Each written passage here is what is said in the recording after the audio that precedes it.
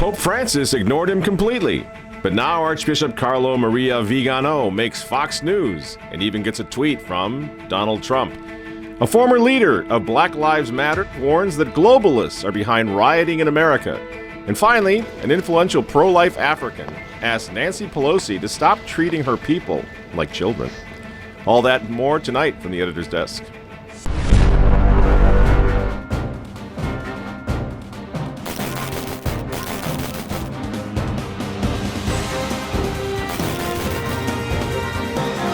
Hello again, ladies and gentlemen. Michael Mack coming to you once again from the offices of the Remnant newspaper. Okay, so here we go. Things are really heating up here in America as the re-election of Donald Trump now looms on the horizon, and everyone's seeming to come up with various ways of making sure that the Donald does not make it back into the White House, or at least that's how it seems to us. Our Democrat friends have got one trick after another these days. First, we had the national lockdown, the economic shutdown, and now we've got a real live race war going on. What next, guys? Invasion of the body snatchers? You fools! You're in danger! Can't you see? They're after you! They're after all of us! Our wives, our children, everyone! They're here already! But it's okay, because O'Brien is turning down the dial, and Winston Smith can finally get himself a haircut with just a few social distancing measures. Zo, Miran, ik ga eerst even kammen. Ja. Even kijken wat het klit. Lekker. Oh, heerlijk. Lekker warm. Zo. I mean, it's just a slight exaggeration. But all kidding aside, things are really, really strange right now. And we've been talking about this stuff for so long. Chaos in the streets, race wars, the police state on the horizon. It's all coming, isn't it? But here's the thing, friends. We don't want to say or do that which is going to empower a very small minority.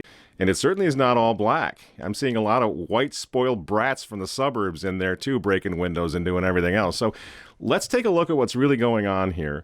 Because let's face it, things have been a lot worse. Our great-grandfathers, first of all, they lived through a real, live civil war. It wasn't being promoted by CNN and Facebook, but it was a big deal in the real world. Brother was killing brother. 620,000 dead Americans as a result of that war. A country torn in half to such an extent that this country is still recovering, obviously. That would have been a tough time to live. My own father fought in the Second World War. 405,000 dead Americans. June 6, 1968, our next-door neighbor, who was a single mom, beautiful lady, had a lot of trouble in life, but she held it together. She was an awesome person. And one day, she comes bursting through the front door of our home. She threw herself into my father's arms, sobbing her eyes out. What happened? Senator Kennedy has been shot. Is that possible? Is that possible? It could. Is it possible, ladies and gentlemen? It is possible. He has. Not only Senator Kennedy. Oh, my God. Senator Kennedy has been shot. This is 2 months after Martin Luther King Jr. was assassinated. Not quite 5 years after President John F. Kennedy had been gunned down in cold blood in broad daylight down in Texas. Imagine what that was like.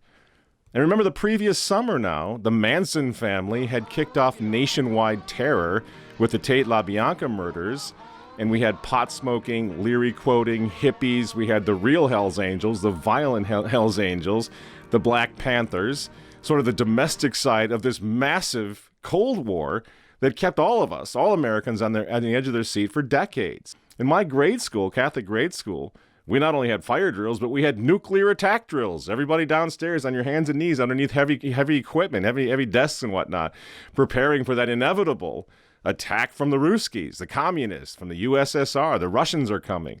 You see, we all grew up convinced, really, honestly, that we'd either be vaporized by the USSR at some point, or we'd have our throats slit by roving bands of anarchists coming out of the helter-skelter, drug culture, sexual revolution that no one had ever seen before. And this was in the context then also of the new Mass in 1969 landing, and the altars being torn out, and the sanctuaries and baptismals being ripped out, right?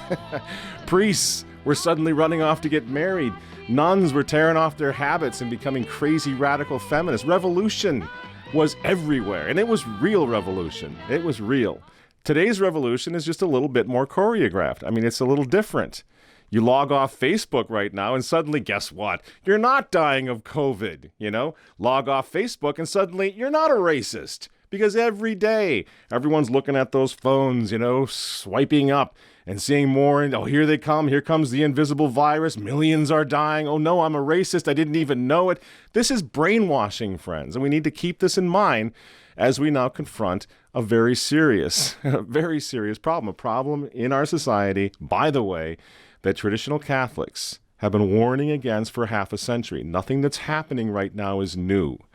But the reality is this crisis is largely a media production, complete with narrators, producers, cameramen, right? Dramatic music. We see only exactly what they want us to see. But if you think about this, and every now and then this actually happens, you'll see them zoom out. And what happens when they zoom out from those aerial shots over one of these protests in one of the major cities in America? They zoom out a little bit, and what do we see? We see empty streets. We see quiet neighborhoods.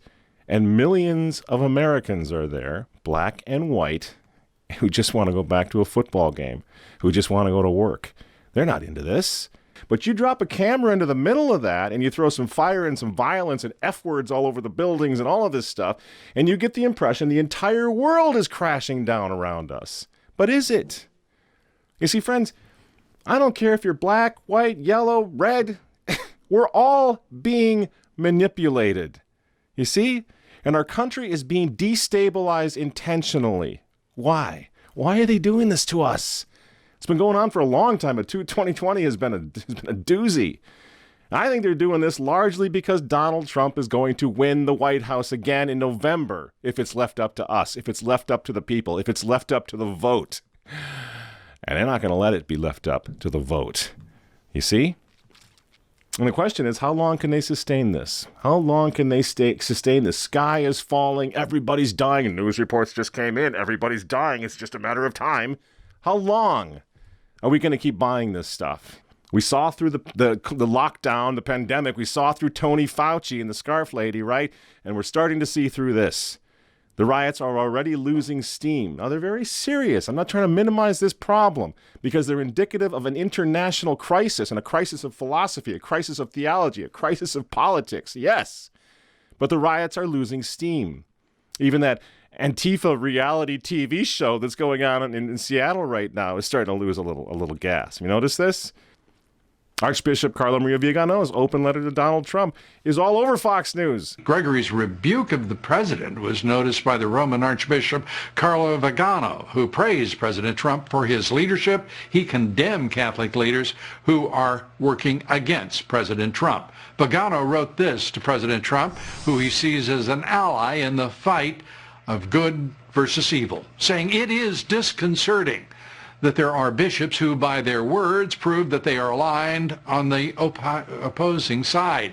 They are subservient to the deep state, to globalism, to align thought, to the New World Order, which they invoke ever more frequently in the name of a universal brotherhood which has nothing Christian about it, but which evokes the Masonic ideals of those who want to dominate the world by driving God out of the courts, out of schools, out of families, and perhaps even out of churches. That letter, we published it in The Remnant. You know, Archbishop Vigano asked us to publish it. We published it. It's gone all over the place. LifeSite News published a couple of traditional Catholic news outfits published it, and it went everywhere. You see, things are changing. People are waking up. A couple of days after that letter was posted, a couple of days, Donald Trump himself tweeted his recommendation that everyone read Archbishop Vigano's letter. Thank the Archbishop for it. Remember, this is one of the chief critics of the pontificate of Pope Francis, Archbishop Vigano. And the President of the United States tweeted his support for this man. Don't get discouraged, friends. Do not give up. This is a pivotal moment of opportunity for Catholic, Christian, sane and sensible people counter-revolution. And again, don't forget, Vigano used to work for Pope Francis just in 2016, a couple years back. He was arguably the third most powerful man in the Vatican. He's not some schlep out there with his little tinfoil hat on and a bunch of conspiracy theories like America magazine wants to make him out. He was working for the Pope as late as 2016. And people say, well, now he just wants to keep himself relevant, so he's saying all sorts of crazy things. He retired. He submitted his retirement at the right age, and Francis accepted it. If he's just a guy that wanted more attention for himself, he would not have done that. But just a couple of years ago, he was the top Vatican diplomat for the United States. And now here he is, sounding like, vintage Michael Davies or Archbishop Lefebvre or Walter Matt, warning the president, be careful of the rise of the Antichrist, be careful of the deep state, which is inherently Christophobic, which even has Masonic influences. Oh, I know you guys out there on the left love it when we talk about that, the tinfoil hats, the black helicopters and all of that, right? It's so much darn fun. But if you would actually crack a book now and then and read it, you might find there's a lot to it. And by the way, while we're tearing down statues all over this country, I wonder when we're going to tear down Albert Pike, the author of Morals and Dogma, the great Freemason who fought on the wrong side of that tilt back in the 1860s. In the Civil War, he was on the southern side. Are they going to tear his building down, tear his statue down in D.C.? I'll bet not, and I wonder why. So now Vigano is warning Donald Trump essentially that even Pope Francis is part of this deep church. Not the deep state, but the deep church. Is this an exaggeration? I would say not, unless you make it an exaggeration so that you don't have to face the reality of what's happening in the Vatican right now. It's not an exaggeration. Minneapolis was still in flames. It was still smoking when Pope Francis put in a high-profile telephone call that everybody in the mainstream media reported on. Put in a telephone call to this guy, El Paso, Texas Bishop Mark J. Seitz, whose Black Lives Matter promotional photo had evidently made it all the way to the Vatican. So what do we make of this? The Pope must support Black Lives Matter, right? Otherwise he wouldn't have done this. And Black Lives Matter says that what Black Lives Matter actually stands for, and this is on a new mural that everyone's been talking about in D.C., which was put there by the mayor of D.C. and by the D.C. chapter of Black Lives Matter. It stands for, wait for it, defund the police. I guess Pope Francis is going to be okay, like all the other ruling elites, with his personal security force, the Swiss Guard. They're going to be fine. He'll be fine. But thanks a lot, Your Holiness, for encouraging a group that wants to defund the police now, at least here in Minneapolis, certainly. Listen, we've gone over this before, and it's so necessary to make sure we set the tone correctly. Everyone agrees that George Floyd, who of course was a felon, who was a guy who was trying to get his life back, and who, as we said in the last show, was also unemployed thanks to this ridiculous economic lockdown in this country. But in any case, no matter what you think of George Floyd, he didn't deserve to die like that. He didn't deserve to die at all. You know, he died because of a clear-cut case of police brutality. And this cop, let's think about this cop who killed George Floyd. I tweeted it out right that night because you know what I saw? Guess what, guys? I didn't see all the color everybody else is talking about. I saw a cop kneeling on the neck of another man, and it terrified me. It didn't terrify me because it was white on black. It terrified me because of the inhumanity of man to man now that we're seeing in the streets of our own cities. This cop needs to be sent away for a long time because he's a garbage human being. And because garbage human beings come in all colors. And we've seen this forever. You know, they used to make, really still do, dramatic movies about garbage human beings who are running around with badges, remember? You just do what I tell you. So yeah, there's some really bad cops out there. Does this mean that we need to shut down the police forces of America? Does this mean that all or even most cops are bad? Please. The vast majority of cops in this country put their lives on the line every day for all of us. And because, as we talked about last time, there is no moral code anymore, it's an extremely difficult thing to do. You ever arrest somebody? I've arrested somebody. And if the person is resisting arrest and you have to take them to the ground, it's a brutal thing, believe me. Anybody taking pictures of that is going to think, oh my gosh, that's police brutality. Because it's not an easy thing to arrest somebody who doesn't want to be arrested. Nor is it an easy thing for cops these days to police streets teeming with people, black and white, who don't believe in a moral code, who've never even heard about the Ten Commandments, have no idea what it means to be moral, who think that morality means whatever you can get away with is good. You want to try to police that situation sometime? You think it's going to be better if we have nobody trying to enforce the law of the land in these cities?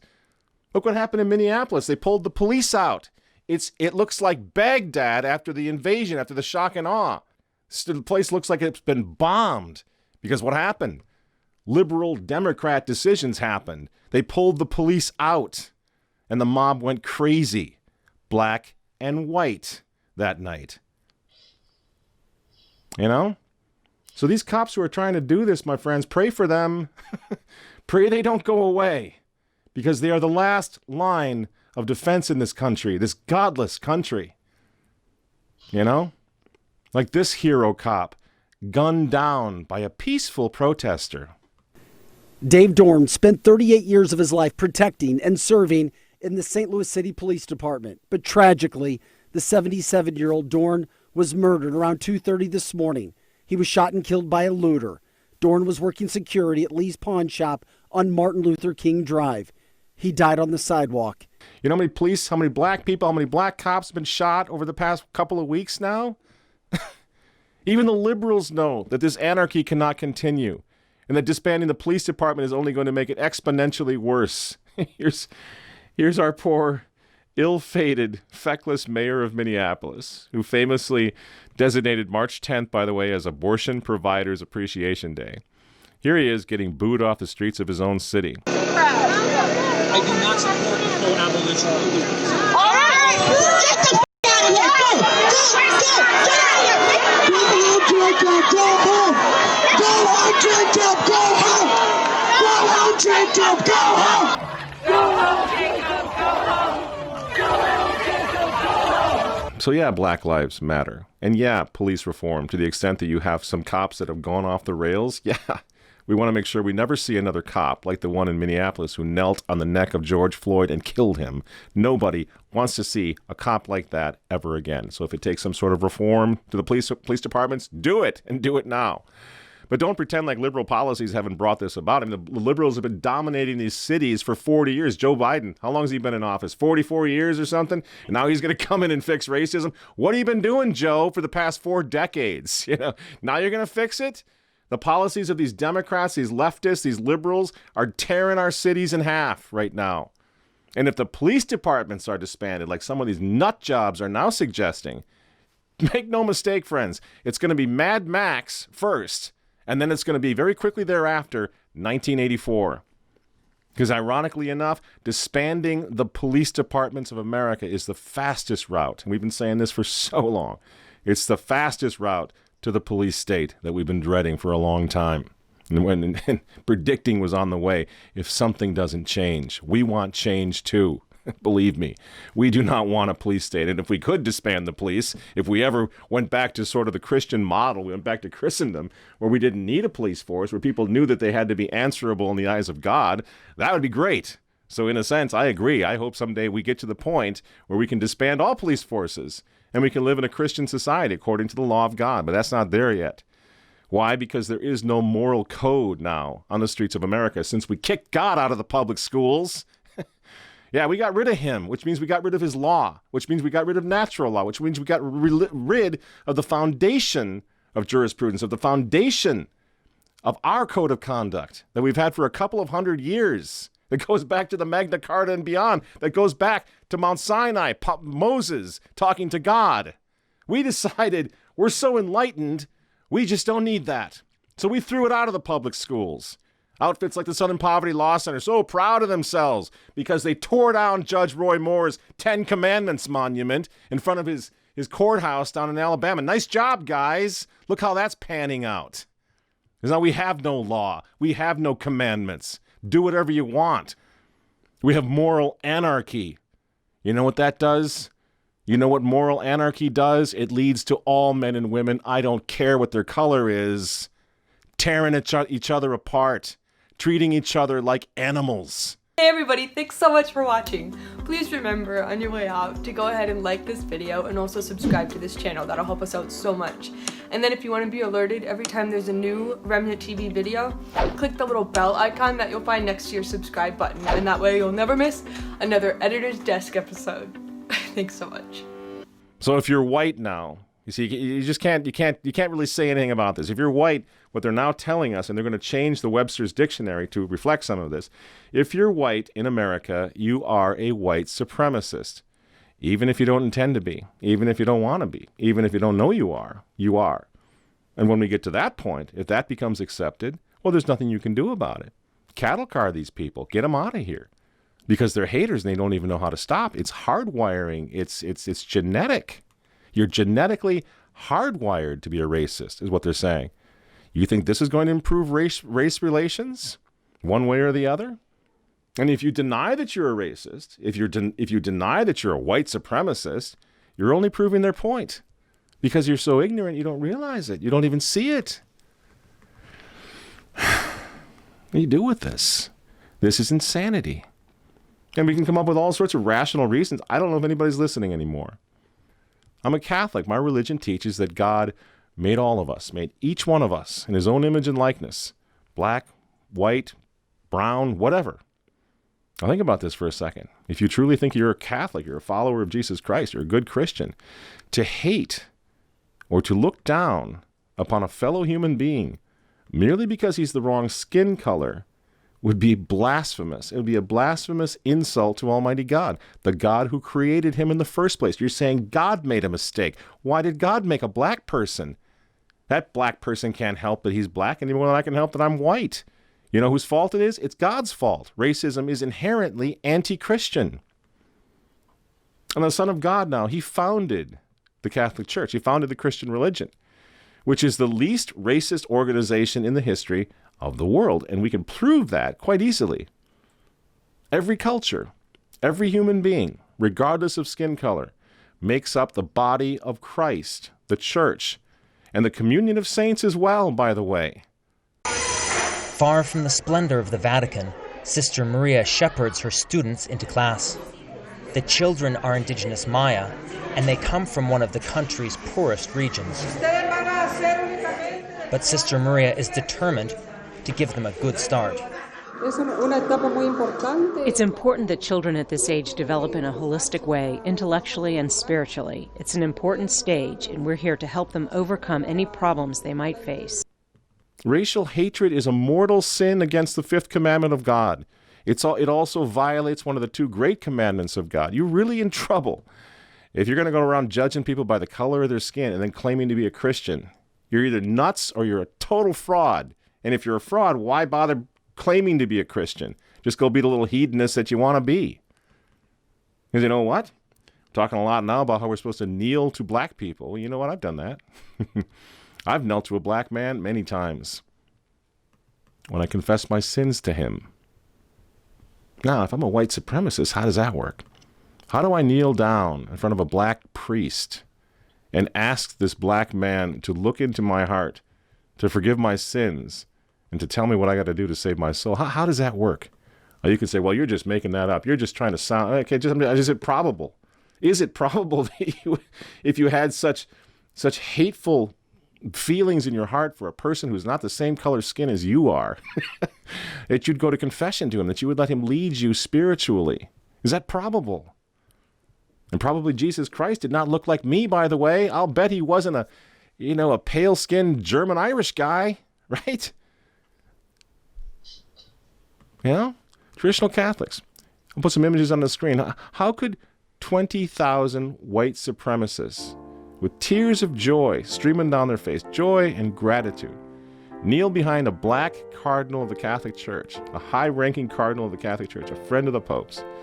How could we do that and let him lead us to the altar of God at the premier event of our year, the Sharp Pilgrimage?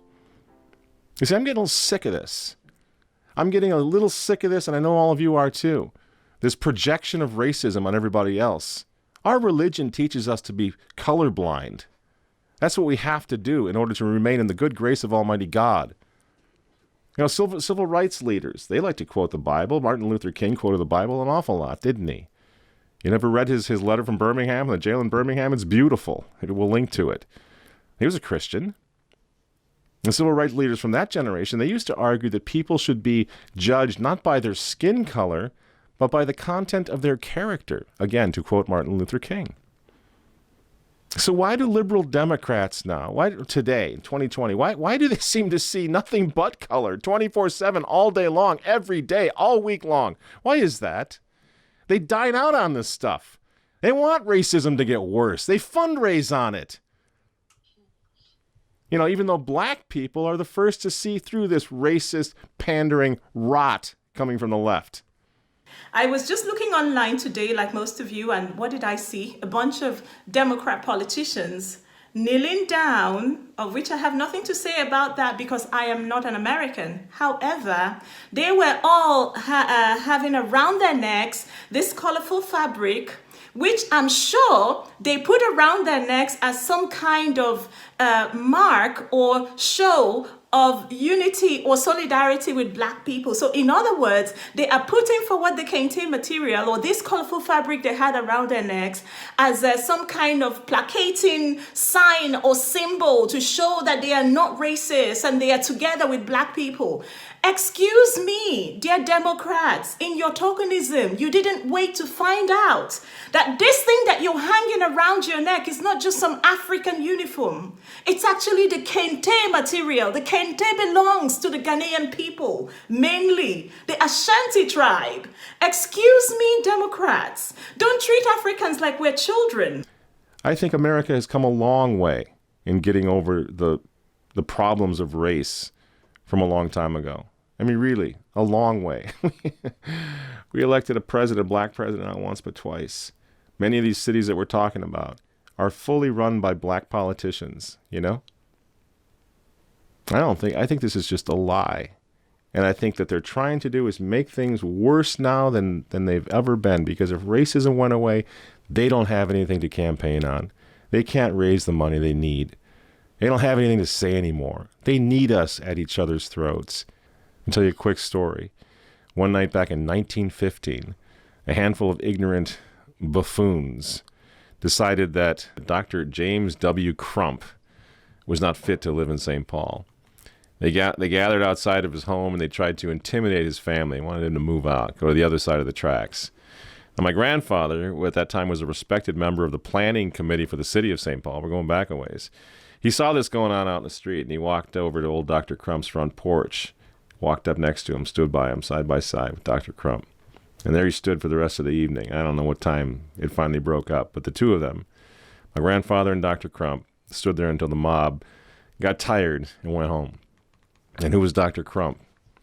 You can Google him, check him out. He was a family doctor in St. Paul. He was one of the earliest African Americans admitted into the AMA, and he was my grandfather's friend and his neighbor. You see, that's the way it used to work, friends. That's the way I grew up. I don't know where this is coming from.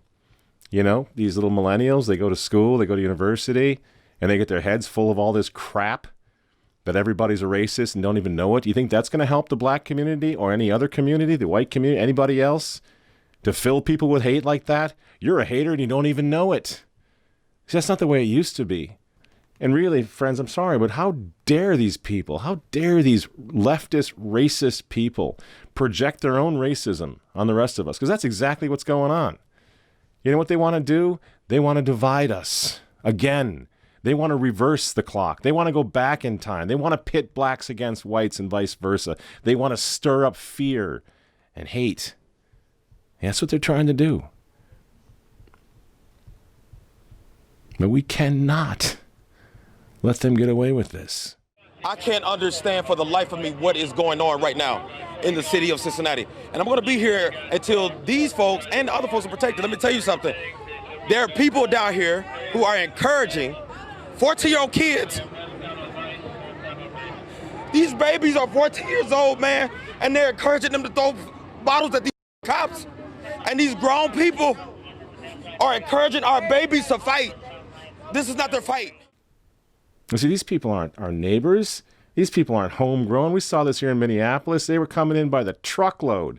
We saw them out on the freeway driving in, you know, to help burn down our city. They weren't our friends. They weren't our neighbors. They weren't us.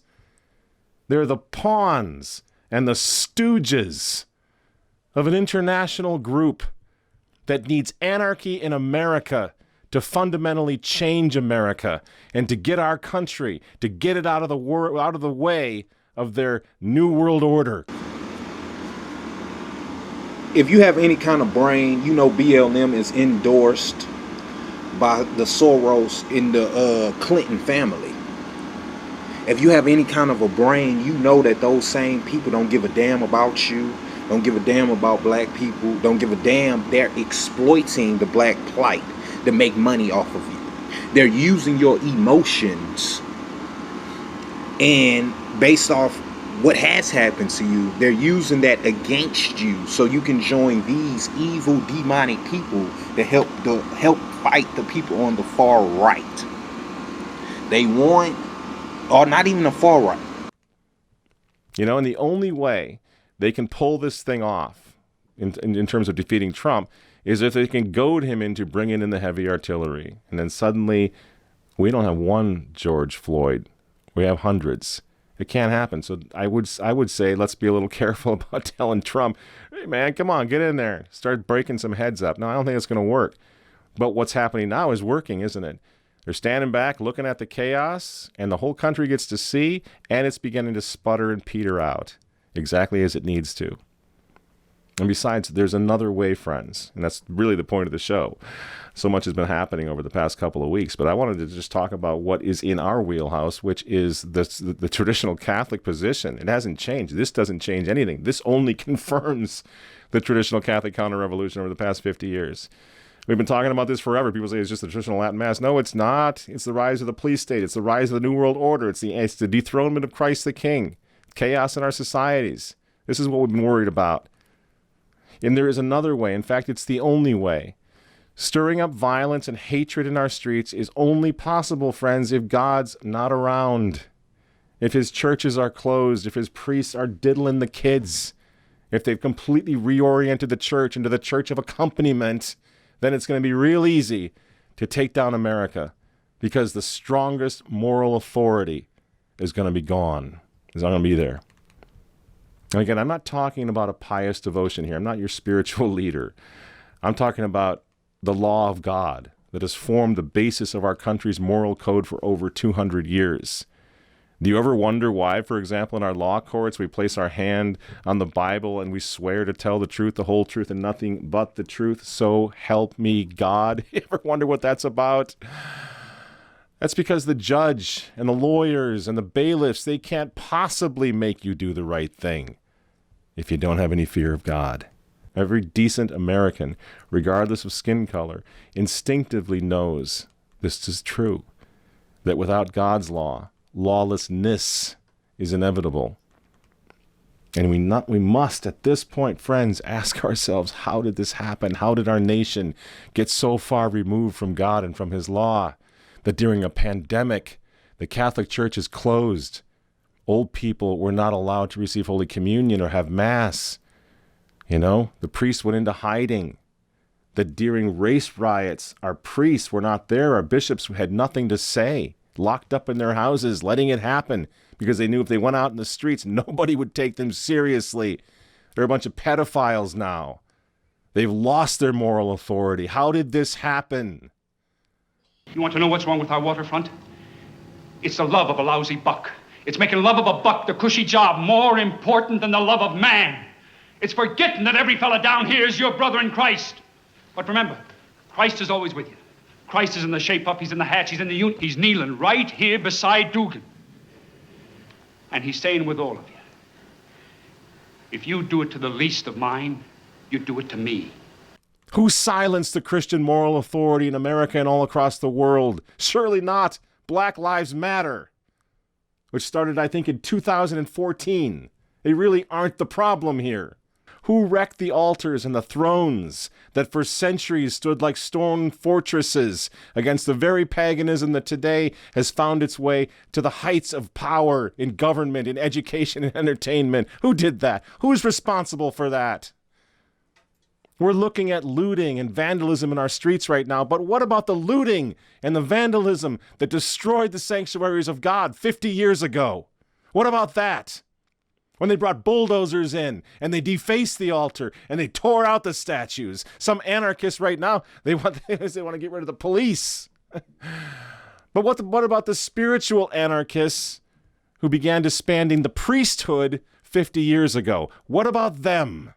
When do we turn around and look at them and say, why did you do this? When do we go back and undo those disastrous policies? There's the same globalist agenda that would now incite young people to tear down statues, the statues of historical figures in the cities today. This all started when the modernists went in and started tearing out statues of saints and the Virgin Mary from the Catholic churches 50 years ago, putting the whole world on notice that we are going to absent ourselves now, that we have called a truce, that we are surrendering to the world, the flesh, and the devil. The end, friends, the end of law and order in our world did not start in Minneapolis last month. It started in Rome at least a half century ago. And what's happening now is just the chickens coming home to roost. And I don't say this to make you depressed. I say this to give you reason to fight. This is something we can change. We can go back to tradition. We can beg our priests, please go back to sanity. Go back to the Latin traditional mass, traditional liturgies, traditional catechisms. Bring back the code of conduct based on Christ's law, based on the church's law, based on the law of God and the law of nature. Bring it back. Stop with the kumbaya. Stop with the interfaith ecumenical BS that's left everyone wondering if truth even exists anymore, thanks to the policies of the modernist infiltrators of the Catholic Church. Yeah, these people want the head of Donald Trump, don't they? That's what a lot of this is about. Just as they came for the head of Benedict XVI, and for essentially the same reason.